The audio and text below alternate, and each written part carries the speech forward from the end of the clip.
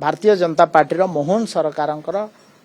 top 21 प्रोमिजेस जोटा कि आम संकल्प पत्र से आम कहीचु जे सबू डिस्ट्रिक्ट हेडक्वार्टर रे मेडिकल कॉलेज हम निश्चित भाव में हम आगामी 5 वर्ष भितर तार कार्य खसड़ा प्रस्तुत करा होउची एवं आपण माने देखिथिबे एबे 2014 परे जेतेबेले honourable prime minister of India Atal Bihari Vajpayee ji जो जुग पुरुष आम कहीतिलु 2014 रे जेतेबेले आमर प्राइम मिनिस्टर नरेंद्र मोदी जी आसिले सरकार को से गोटे नुआ नियम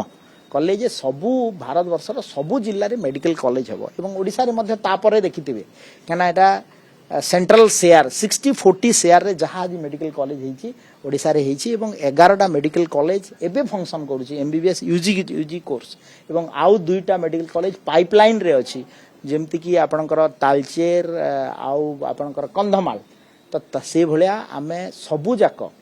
जिला हेडक्वार्टर रे मेडिकल कॉलेज करिया पई एटा डबल इंजिन रो सरकार निश्चित भाव रे मोहन सरकार नेतृत्व सर मंकी पॉक्स को स्टेट हेल्थ डिपार्टमेंट को एडवाइजरी जारी करती राज्य रे तीक्ष्ण नजर रखिया पई जलस्थल आकाश 3 पत्र सर किबो देखुची एवं कोन देखो ता ऊपर तो निश्चित भाव रे आमे कंसर्न अछु इश्यूज तो सेंता हमर स्टेट रे नाही से भलिया किंतु आमे विजिलेंट अछु हाँ आमे तो निश्चित भाव सोशल मीडिया रे गाइडलाइन टा देखिथिबे एवं आमे काली मु ओमसार जाइथिली वार्षिक उत्सव रे माननीय मुख्यमंत्री भी जाइथिलु तो डॉक्टर मानकर सिक्यूरीटी आमर कंसर्न एवं पेशेंट मानकर ट्रीटमेंट मध्ये आमर कंसर्न तो ये दुईटा भितर संबंध केमथि हेबो ता पई गोटे गाइडलाइन बाहर थैंक यू